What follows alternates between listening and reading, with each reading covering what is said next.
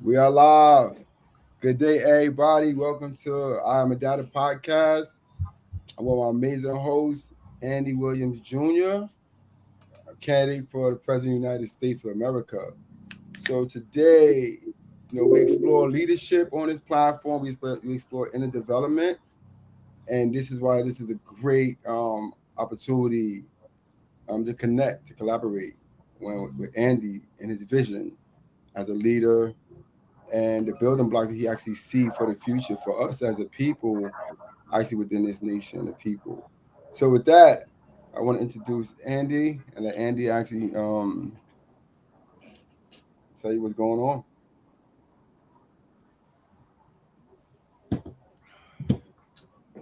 You can hear me? It's a lag on it right now, so I was just trying to let it catch up. Okay.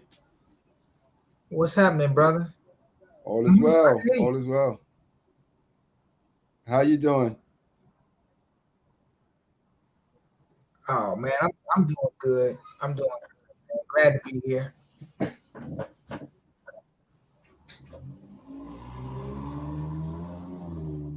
All right. So can you hear me?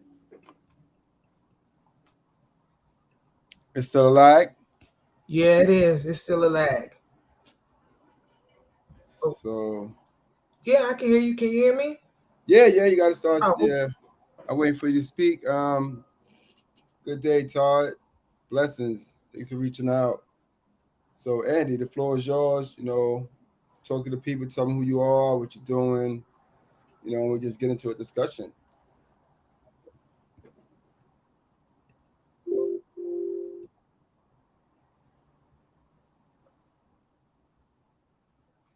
got you. Well, y'all know why we on here today, because my name is Andy Williams Jr., aka the Hood Candidate, and I'm an applicant for the 2024 presidential.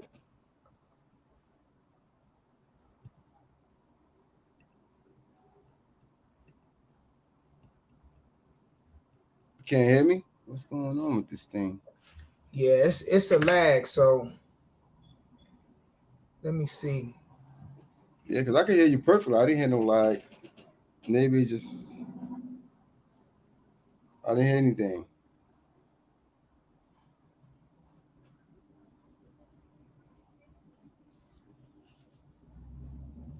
Let, let me try it on my phone because I'm it's when I start talking it once I start talking into it, it'll come back Hmm. give me feedback That's good. We talking. only 5 minutes. We only 5 minutes in, so yeah, it's not a problem. Yeah, do what you got to do.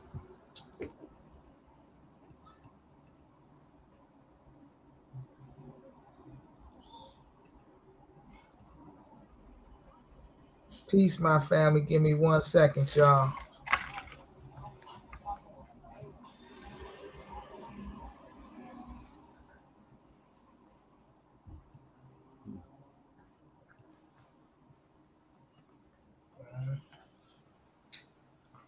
Paste go.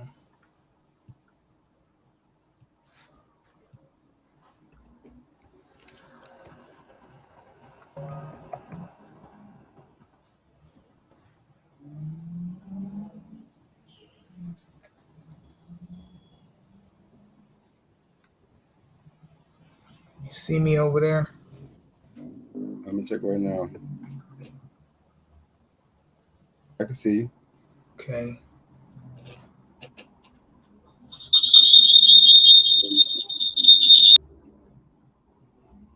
I can see you.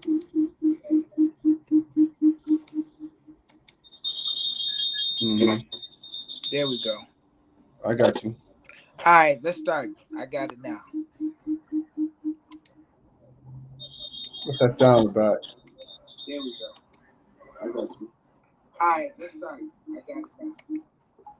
Boom. Mm. All right.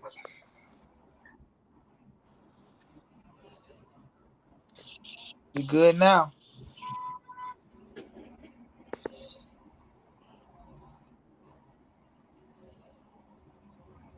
You hear me, Nathaniel? Yeah, I can hear you. Okay. Listen, y'all, we was having a little feedback, so I had to just jump on in off the cell phone. Technology's working good. Uh, Previous question was, tell you a little bit about me. So I'm Andy, the Hood candidate, Williams Jr., and I'm an applicant for the 2024 presidential campaign. And right now, we know one of the biggest things that's happening is this prison. Something is happening. You got another browser up? Mm, I don't think so. Nope. Yeah. Hold on. It could be me. It could be me. I got it. Sorry. There you go. My bad, guys. There's another channel that was opening up, so it's like a double feedback. I got you. So we good All now? right, you'll be perfect now. Got you. So one of the issues we are having is this prosecutorial and judicial misconduct. That's a big thing on our campaign. And what I'm discussing is that's this modern day slavery. That's what it is. It's modern day slavery. And when we look at the 13th Amendment, and the 13th Amendment said slavery is abolished unless you've been duly convicted for a crime. Well, two things that we got to look at. What was a crime back when the 13th Amendment passed? So let's define what that crime was. And the crime always involved something that dealt with the harm against people or their property. After that passed, you came out with black codes.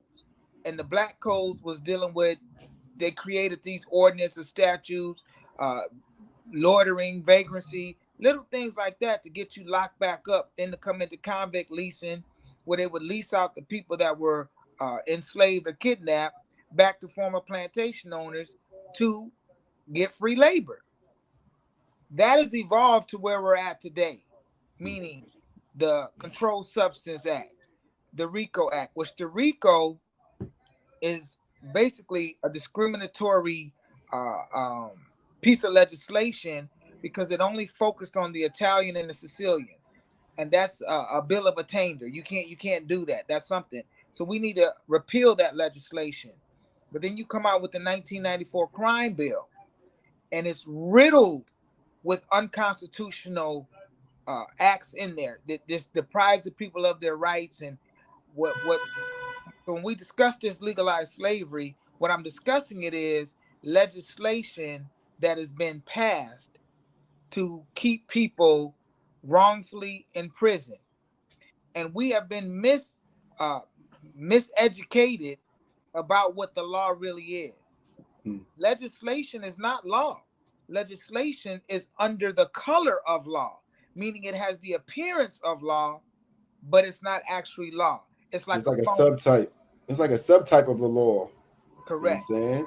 And when you actually you're actually speaking some profoundness because when you're actually looking at the prison system, even for me being a social justice advocate, I actually been on different platforms to actually close Rikers Island to bring awareness to industrial complexes. I'm also a candidate of these people different systems. And and I've learned that it's very intricately placed. It's actually structured in a certain way, and it wasn't done by mishap. It was actually done on purpose.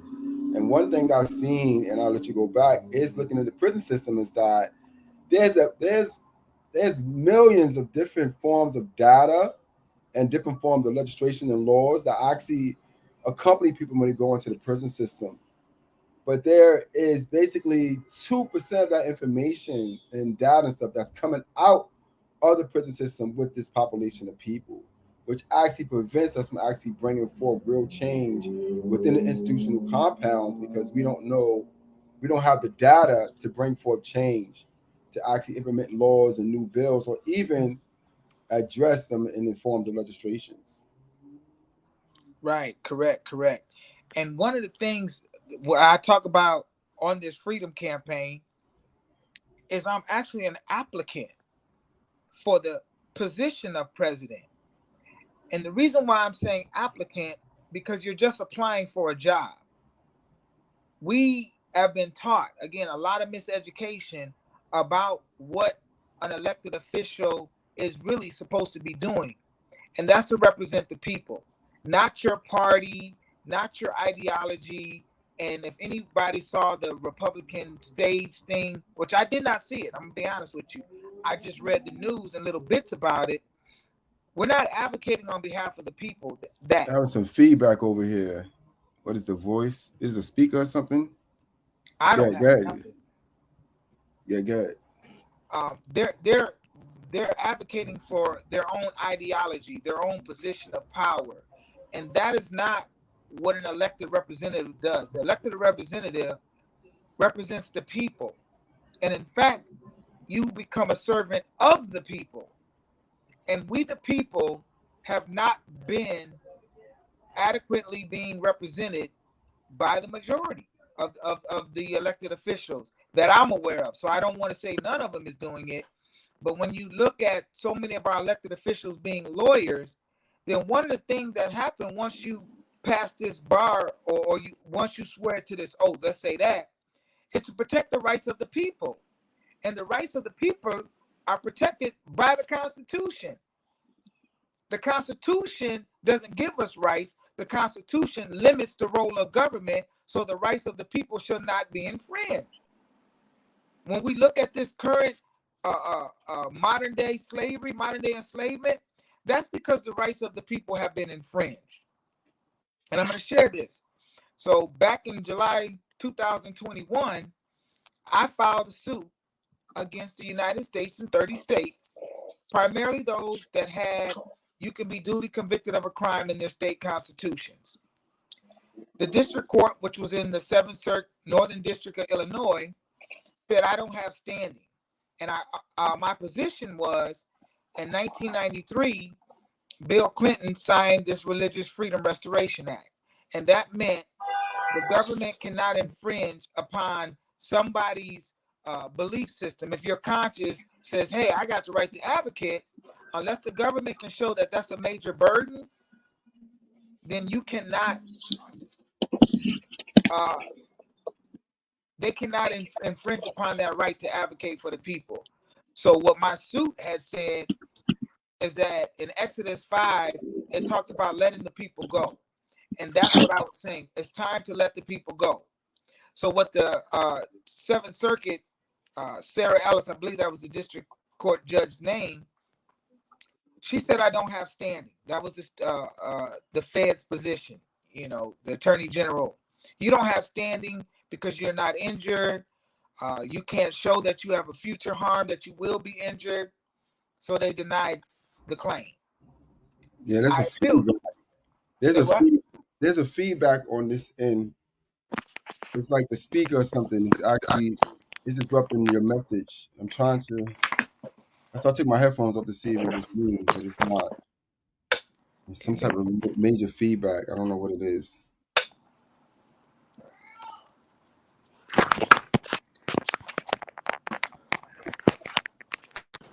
What about now? Yeah, that's better. Okay, I just put these headphones in, so maybe that'll work. Yeah, that's a lot better. Okay, cool. Brother. So when I appealed it to the Seventh Circuit, they basically said the same thing. And I was also coming under this act called the Private Attorney General Act. And what the Private Attorney General basically says, if an individual when the rights of the people are being violated, a private individual can go in and sue on behalf of the people. Yes. And there was a case. It's worse, man. I don't want your message to get distorted, but just whatever's happening, that's what's happening.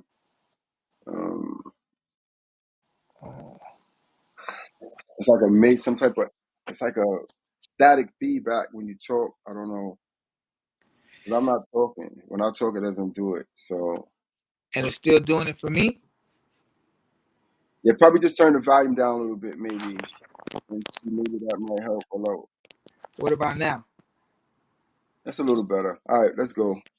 We work through it. Hey, it's always something on the first time. It's cool. So when I appealed it to the Seventh Circuit, they came down with a decision stating the same thing, that I don't have standing. Andy, you don't have standing. So partially, we can look at that as a victory, because when we go to these victimless crimes, meaning people that are being charged for possession, primarily drugs, controlled substance, something like that, or if an individual is being charged, is it saying something? I can't read that. Being charged. No, that's good. That's good. It's just some promotion stuff. It's good. Being charged for a probation violation, or a parole violation, I should say, where there's no victim against the people or their property. So they're not crimes. But when they said I did not have standing based on that, my position is, well, the states don't have standing because they are not the ones that are being injured. They are not the ones that have suffered a harm. And in fact, what they've essentially done is put the people, and turn we the people who are sovereign by our birthright, into victims. So we have a lot of individuals, men, women, boys and girls, locked up right now that are victims of this colonial system. And the reason why I say it's colonial, because the colonizers came, and if we understand history, they conquered people that were already in the North Americas, which was at that time labeled as Turtle Island, where the Aboriginals was here, the natives, indigenous to this land. Colonizers came over and conquered them. So pretty much the people that are being locked up, and even some of us in our own communities, we're prisoners of war and don't even recognize it, because it's just, we've been born into this. So what our campaign focuses on is freedom. And freedom is your birthright. It's something that you're born with. It's an unalienable right, meaning you can't put a lien on my rights. And what does legislation do? Put a lien on your rights.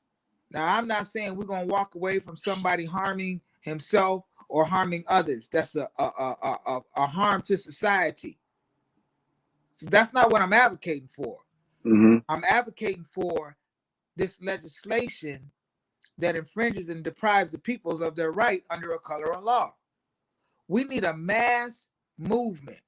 And as much as I'm standing up to the plate, this is the second time I'm campaigning for, I'm running for president. The first time I was running for president, this time I'm an applicant for the position of president. But I don't want to just be the only one. It takes 2/3 of Congress to vote anything in.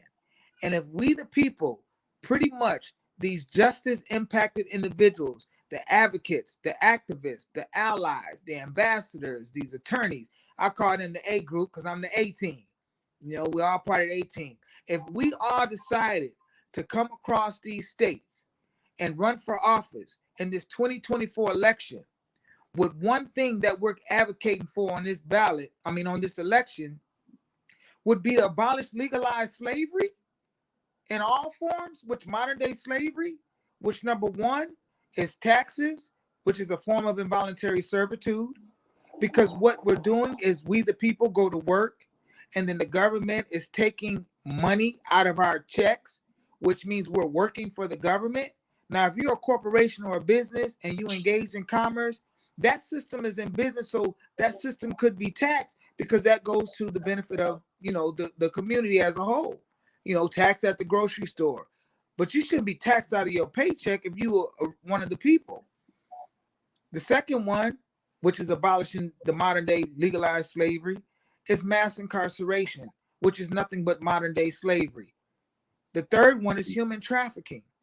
And if you look at what's happening to the people, us in our communities, the whole reason why ICE even got invented under the Bush administration, which if we really were seeing the factual data based on what the government has reported, Obama sent more people back through ICE and deportation than the Bush administration did.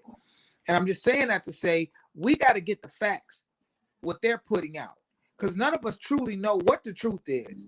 We got to listen to what they're saying with the data and say, okay, well, if this is what you're saying, okay, well, we're going to run with that because that's what you're giving us. But if we became 2/3 of Congress, we could declare that what this prison industrial complex is and is modern day slavery, and that violates Section 2 of the 13th Amendment. And when we look at the 13th Amendment, back when I first started talking, it was about you can be a slave if you've been duly convicted of a crime. So the first thing we need to understand is, what is a crime at the time that was passed? The second part, it talks about abolishing all forms, mimics, anything that is called the badges and incidents of slavery. So anything that looks like, resembles slavery, that must be abolished. It's unconstitutional. Well, we can just look at all these legislation that has passed, again, starting with the Black Code. They ruled that was unconstitutional. The slave codes, which predated the 13th Amendment. These are things that we, the people, are going to be educated on this campaign about, and we're going to know what we can do right now, because we don't have the time to wait till November 4th, 2024 election for the people to be liberated. It is something that we need today. We need now. And I am Andy, the Hood candidate, Williams Jr., and I'm an applicant for the 2024 presidential campaign. And I 100% vow to serve the people, to ensure our families are being restored. Because I can tell you stories all across the states. A brother, South Carolina, locked up for a parole violation, beat the case, been locked up 30 years. But he beat the case. He done did more time on the parole violation than the original sentence he went in South Carolina. That's modern day slavery. I got another sister I just met, talked to her yesterday, out of Michigan. Her husband locked up, been down for 37 years, said he committed a murder, but he was 400 miles away. Prosecutorial, judicial misconduct. Where's the accountability? They say that's immunity. No, you have a job. Your robe don't give you immunity. You just can't go around doing whatever you want to do. And that's where we the people come in. We the people come in, and we will hold other people accountable for infringing and depriving us of our rights. Yeah, I mean, it's just so many. I mean, I know you got a lot more to say about this, because this is a new path on, bringing about new awareness for our people. And, you're going to face challenges as you go along the way, and you're going to create some great collaborations as well. And on this path, it's like, focus on the great collaborations, focus on, those great signals that's pointing you in the right direction. Because this is something that we actually need. We're looking at the Jim Crow laws, we're looking at their constitutions, we're looking at their laws. You ever try to study law and Shepardized law, you'd be like, oh, what's going on here? What are they talking about? A lot of things is an art of confusion. Even with me going into Albany, which is supposed to be a space of abundancy. Albany is supposed to be a space of life, it's supposed to be a space of truth. And because that's a space where a lot of laws or legislations are actually being enacted, right? And when I go through the spaces of Albany, right, there's no excitement that I'm there, right? The politicians, the leaders that's in that space, they're not excited to see me. They don't run up on me in the hallway and ask me who I am and what I'm doing and how long I've been on my journey and how has my journey been according to their journey, and what can they do to help me dismantle these systems. I go into the nonprofits, I go into advocacy spaces, and it's like the resources and tools that we have to dismantle these type of systems. They're not in place, so to speak. Let's say we've been speaking about reentry, we're speaking about mass incarceration for a long time in this land, even before I became awoke in this land, before the Most High brought me back into this land. And they've been speaking about this thing of mass incarceration. And that have created many different systems to destroy our people systematically, from continent, from blocks, from the economical structures they've been actually using. And when we're looking at it, we don't really see an end to what it is they're doing, because, like you're saying, we don't know the premise of actually what they're doing. we don't really see it. And that premise is actually in their data, right? It's in the data is actually who they are, is how we uproot them. So when I go into spaces, I'm speaking about the Most High. I might speak about the Most High. I might speak about dismantling systems and just eradicating them through and through. And it's like people's livelihoods are associated to these systems. Even though you may think that, oh, I just want to dismantle the system, you gotta look at, okay, this is how I built my legacy. This is what my legacy is connected to. Do I really want to build these systems? And sometimes you run into the major restrictions that you think that everybody's on the same page, that everybody want to do the same work that you're doing.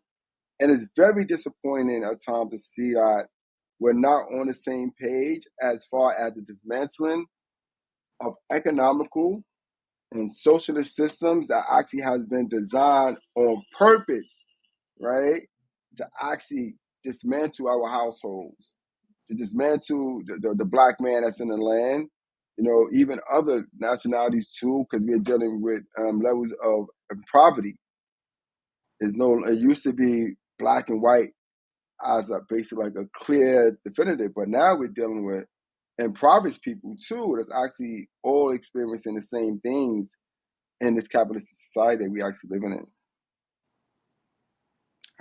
I concur with that. I concur with that. And one of the things is that we the people need to recognize that we have the power. We do. And we are tired of as the people being duped and being divided by the very thing that should have us united. And when we're discussing, the Williams for President, campaign, it's based on freedom. And when we have freedom, that means you don't need a license to grow your vegetables. You don't need a license to grow plants. You don't need a license because you're a farmer cultivating hemp. You're a farmer. And if we don't do something today as we the people, we'll need a license to grow corn, to grow roses, to grow tulips, to like all of these things they'll start requiring because we were silent. And I'm saying not no more. We need like I'm very fond of El Haj Malik Shabazz, formerly known as Malcolm X.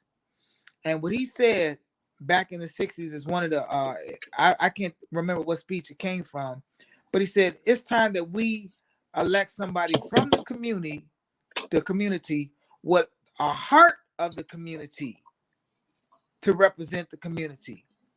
That was in the 60s. And that was a call. And back in the 60s, you had Eldridge Cleaver, Dick Gregory, these brothers that ran for this office, this position. And as a descendant, one of those that come after them, I'm picking up where they left off at. And I'm picking up in the spirit of Fred Hampton Sr.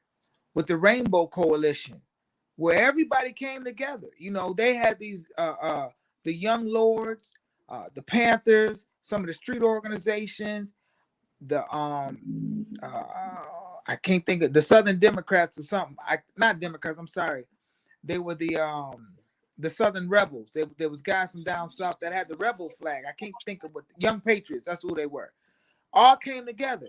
And what the Young Patriots did is they modeled the Black Panther Party 10-point plan, because they were dealing with poverty and police brutality in their communities too. So they came together. That's what we need to be doing today. We need to come together. And after, the social unrest of 2020 with George Floyd, everybody was together marching. Now I'm saying in this 2024 election, this is after the march. Where do we go from here? What do we do? And I, as this applicant, is saying, stop infringing upon we the people's rights. If you're going to hire somebody to do the job, then that's what that individual, he or she, should do the job. We've been hearing these promises. I'm 50, so I can say I've been hearing the promises at least 46 years. I didn't really get into the whole thing of politics till 95 when I caught the vision under growth and development. That's what, got my consciousness moving and understanding about the politics. And still then we're still hearing the same thing, and not looking at none of the other applicants as competitors. But it's like this is a whole popularity contest, while we the people is still over here saying, what about us? Listen to Michael Jackson. They don't really care about us, but we got to care about us. We got to have our power. And if you from my generation, you know He-Man the cartoon. I have the power. That's us. We saying we have the power this time. It's no longer just power to the people. No, we have the power, and we taking our power back and putting it back into the community, back into the neighborhoods where it belongs. And we can deal with our own street justice when it deals with crimes against people or their property. And we can reduce the violence in our own communities if we start creating an economic base, as Brother Nathaniel said. Because one of the reasons why it's poverty is because there's lack of opportunities. But if after 50 years we've been asking the same situation for an opportunity, like Tupac said, eventually you're going to start trying to break down the door.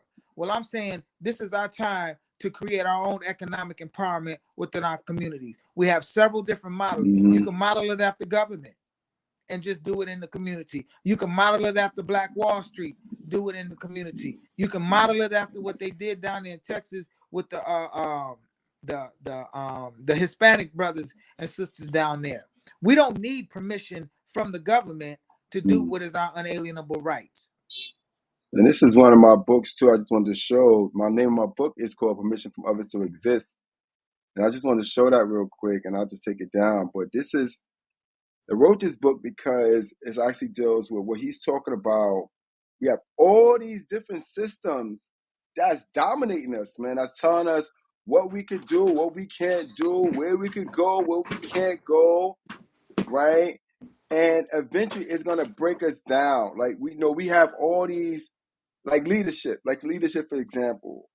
I was on a Closed Rikers Island campaign, let's say 7 years ago, right? And the face of that organization has changed dramatically. It's no longer Closed Rikers Island. And then the leaders that's on the platforms, they dissolve. They disappear. They snatch the leaders off the platform. They put the leaders in government roles. They give them paychecks and agencies and things of that nature. And then this whole movement to actually change these systems get watered down, right? And when I'm looking into the advocacy spaces, and it's a very big concern of mine, is that there's no economical structure system that's flowing through the advocacy spaces. Without the flow of economics and advocacy spaces, the advocates are needed to execute and bring forth change, to actually pinpoint laws and go against legislations that are detrimental to who we are as a people. Without strong forces within the spaces of advocates, and without the money flowing in that space, which is one of the most impoverished occupations I've ever experienced, was the space of advocacy, right? Without that space being filled up, you know what I'm saying, to the brim, a lot of these movements that we're trying to eradicate, they're going to outlive us. They're going to stomp us. They're going to stomp us in the mud, man, right? And when we don't have that strong force and that strong power, we're going to lose this race. I was at an event, and a lot of my experiences that I experienced on these movements are spiritual. A lot of people are looking into the physiological aspects of these movements, or the glory that comes with it, but I don't see it like that. I see the spiritual element of it, and eradicating the conspiracy will free us on a whole nother plane. So anyway, I was at this event, and a white woman, she was like 80 years old, and she asked me a question. She said, Nathan, I was on a Closed Rikers Island campaign when I was 18. So she's like, I'm 80 years old, and I'm still on the same. I'm back on this platform, and it seems like the system has become more atrocious than it was when I was on the campaign.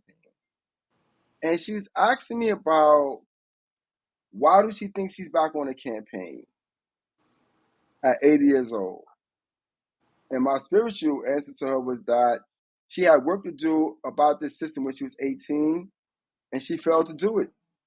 And now she's back on the same platform at the age of 80, decades later, to address an enormity in society that she had the power to do as a white woman, but chose not to do it, but went and explored other avenues in life.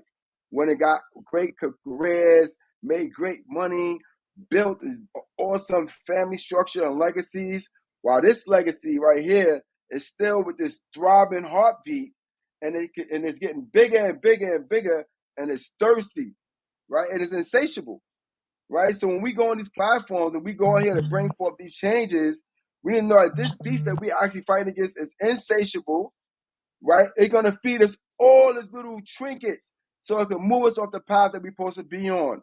For it can stop us what we're supposed to be saying out of our mouths. You know, Nathaniel, I don't like you in the room, Nathaniel, because people don't know what you're gonna say. You're not controllable, right? At the end of the day, we're not here for that. We're here to eradicate systems that control the nature of who we are against our free will for existence, and not be caught up in systematic structures that's actually only dealing with economics and capitalistic bullshit. Right, right. And that goes to the campaign that we're having is a freedom campaign, and it's to abolish modern day slavery. That's just what it is. And if we spend and I don't want to say we, let me say what it is. If there's money being printed to keep the enslavement of people, there's something that's wrong with that. But after talking about it, like what, since she was 60 years, our generation should be able to do enough research to know the solution by now. Like there's not another conversation. And when I look at, this position I'm on, I'm not just looking at this campaign as being the win all, the solution. Because I believe it's through litigation. That's one way. In 2021, the United States was found guilty of crimes against humanity. Brother Jalil Muntakam was locked up about 47 years. One of the original Panthers out of New York. He gets out within 2 years, brings a tribunal, finds the United States guilty on crimes against humanity, environmental racism, police killings, mass incarceration, health inequities. Might be one more. It is one more. I just don't remember right now. But I'm saying that guilty verdict that happened against the United States, that's happening in every single state. So when I talk about the litigation, I'm not just saying we have to go to this current structure.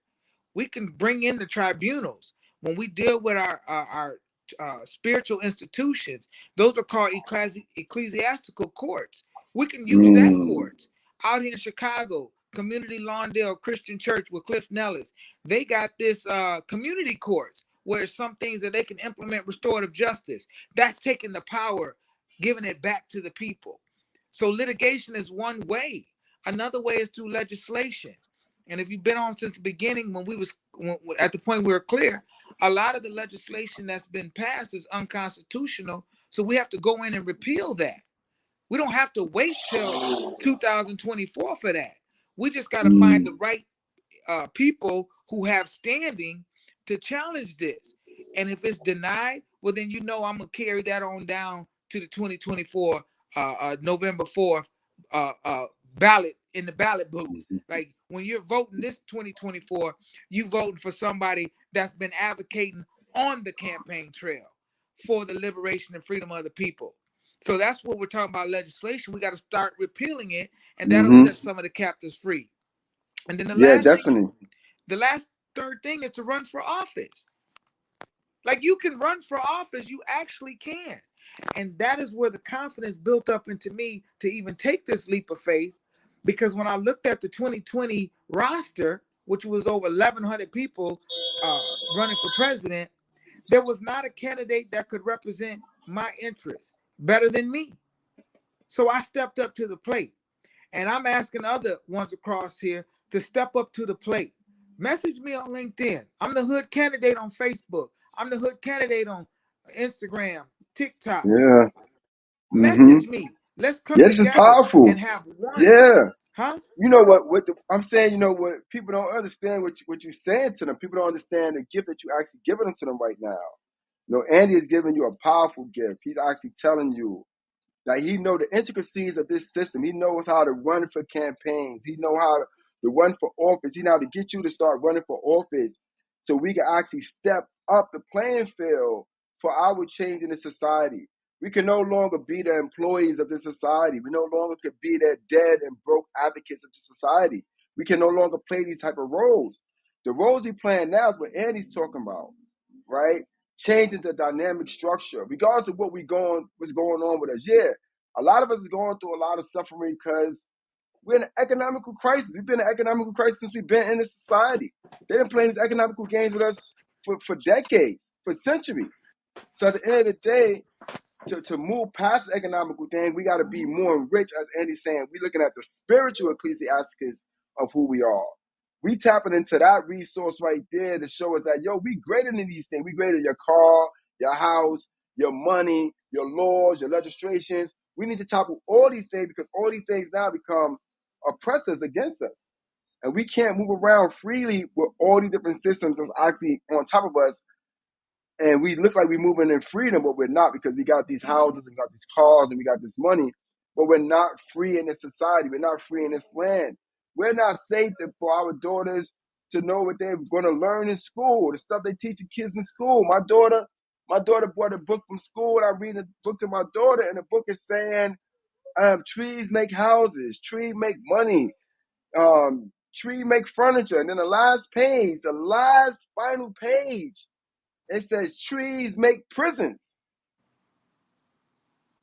Now, this book is coming from a charter school. It's supposed to be so exquisite in the so-called Black communities, better than the public school.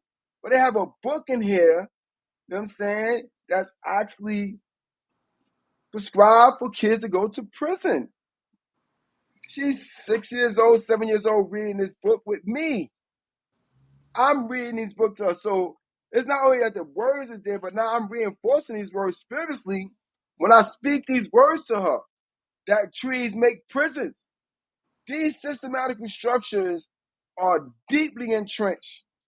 And like you said, if we don't go to the root, it's a passage I read. I don't know who I read it from. I read it decades ago. But the passage said this. It says, for the 1,000,000 for the 1,000 that hacks at the leaves of evil, one hacked at the root. Right? Where is the roots? We're trying to get to the roots. No one want to be on your popularity contest. Right? We don't want to be your Christ. We don't want to be your Buddha. We don't want to be any of those things.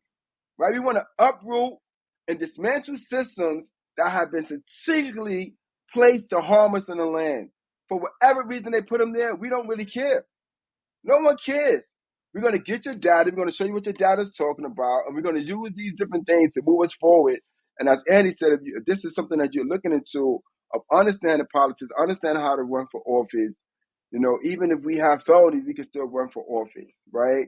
We are U.S. citizens. So at the end of the day, we try to bring change as being leaders in nonprofits. We try to bring change as being leaders in advocacy spaces. But the nonprofits and the advocacy spaces don't enact laws. They don't enact legislations. They're on the outskirts looking in, talking about why you did this, why you implemented that, who wrote that up. That's what they're doing. I hear it all the time, right? Because they're not at the front line. They're not sitting at the table. And we have to be at the table with all these different legislations, all these different bills that's popping up. Even in the nonprofits, we're not even at the table. We're not a part of the board members. We don't go to their national conferences and things of that nature, right? We sit here and get $60,000 a year, $80,000 a year, and we think that thing is okay, and we think that our lives are perfect now, and it's set until we get one fallback, and now we back into poverty all over again, right? We have to stop playing this cat and mouse game that you're talking about and really get to the table. I really want to talk to you about this basically in depth too, because I want to help you on this campaign and do whatever I can to actually assist in this path. And it doesn't matter if it's a long shot or not. That's not what it's about. This is about setting the precedence of our greatness. Right. So I know I know one thing that I'm asking people to do is help me get on the other podcasts. You know, people that are journalists, writers, help me get this story put out. Because one thing that Andy has is what I'm majority of the things that I'm talking about on this campaign with solutions because I lived them. And we start right at the beginning. My stepmom's German. We call them white Caucasian. So that's the way I grew up until I was 12. I've been in a blended family. From there, I got involved in, at that time, what I was known to be in the gangs. From there, I went to the Illinois Department of Corrections, B15364. That's correct. Yep, been locked up down there.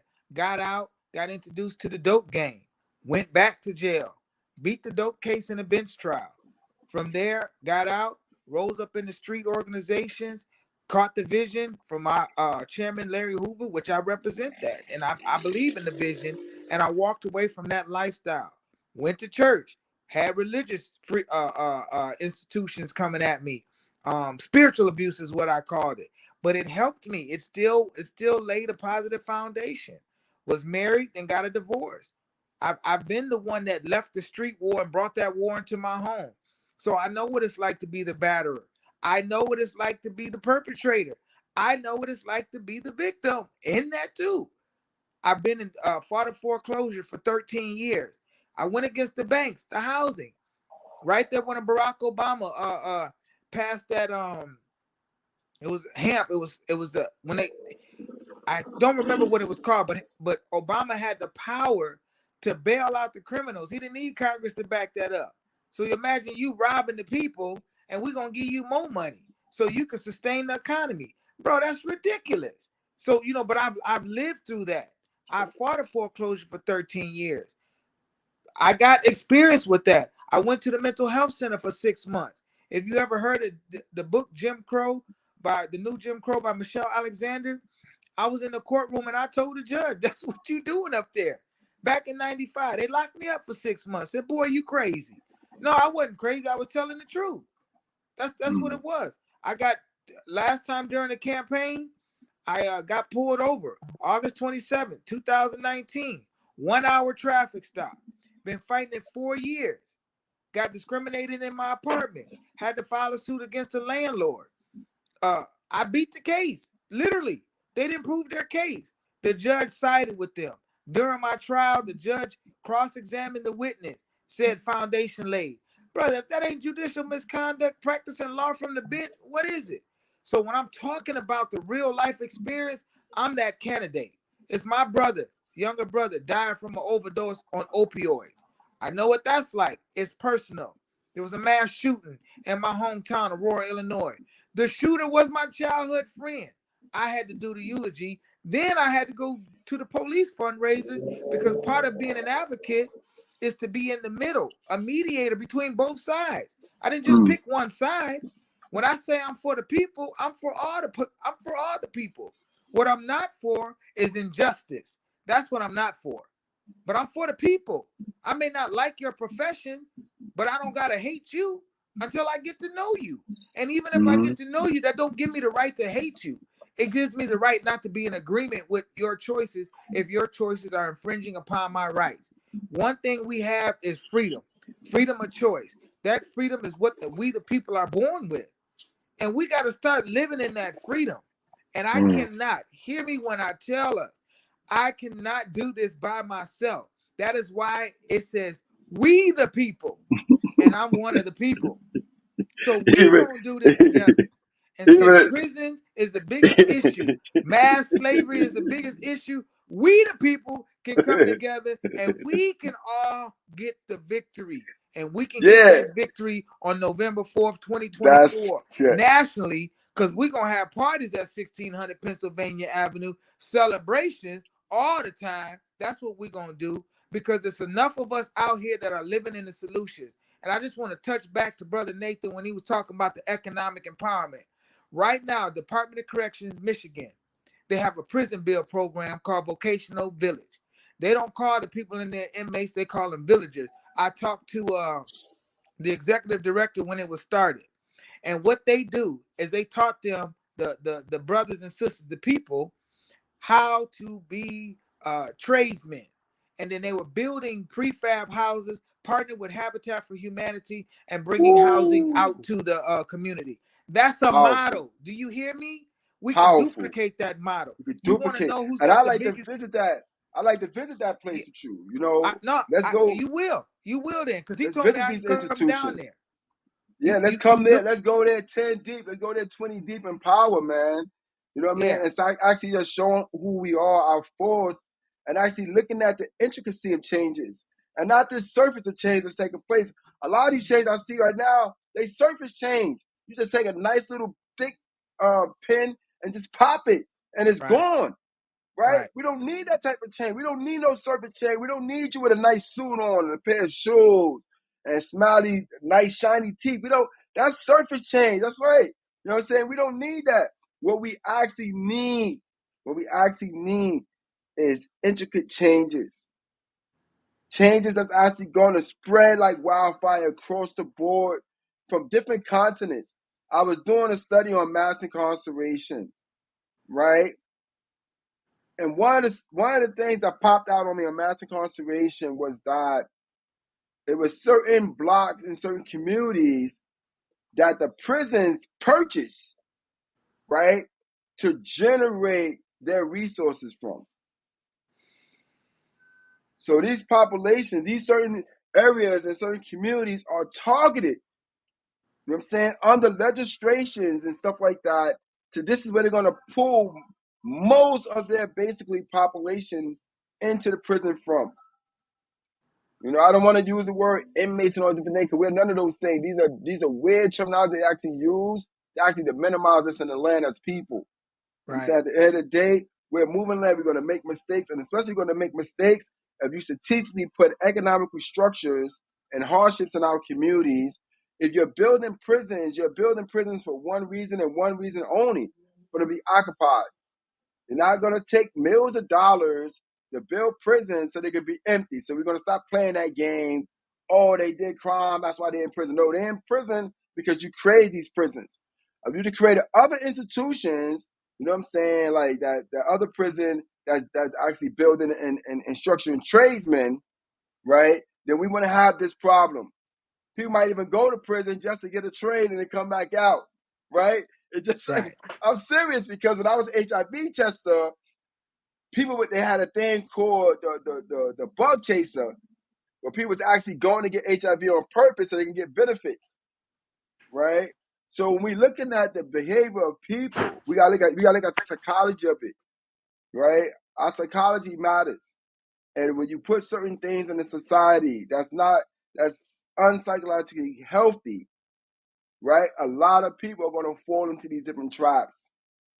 And we got to start removing some of these different traps they have set up for us, right? And one of the things is the economics and the different systems that they actually have built.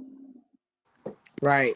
And when you're saying there's a guy, Father Greg Boyle out of California that has Homeboy Industries.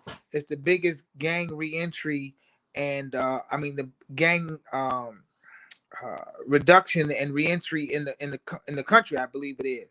That's a model, and what they teach is the trades, social entrepreneurs. That's what they do to his target niche audience. Harris Rosen, he owns the Rosen Hotels out of Florida. He started a Tangelo Park program, gave free daycare to every 2, 3, 4 year old.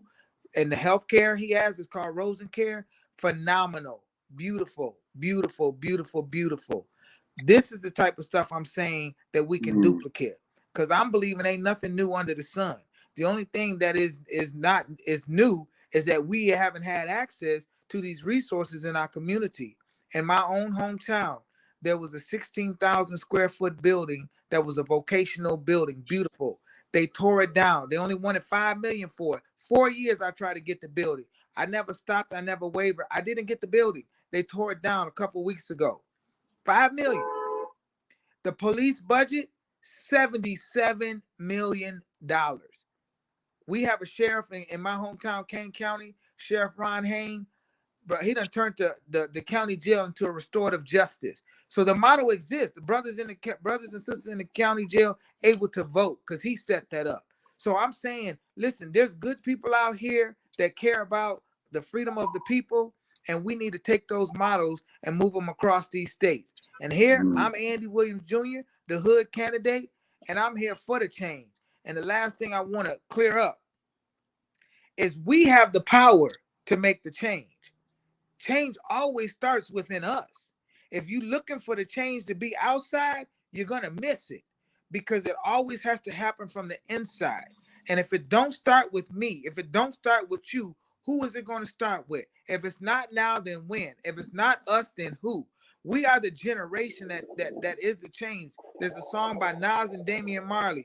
Our generation will make the change. It's our generation, and we honoring our elders while we liberating our elders. We being a model for the next generation, not the next election. And only we the people can do this. So my call to everybody is look at andywilliamsjr.com, www.hoodcandidate.com.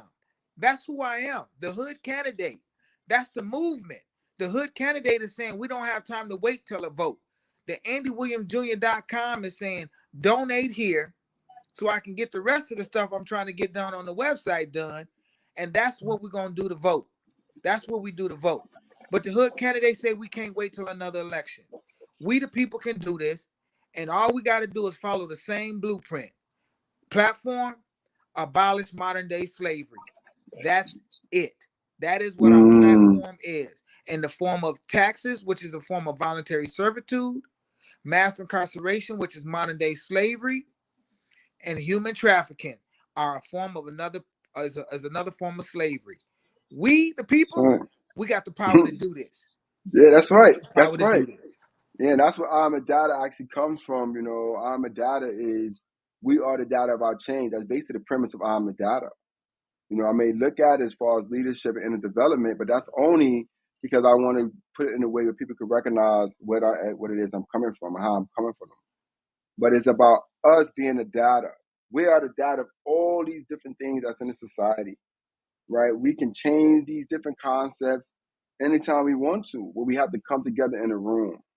I was at an advocacy event, like say 2 months ago, and I saw 100 different, people out there from different organizations, like the nonprofits, the advocacy organizations.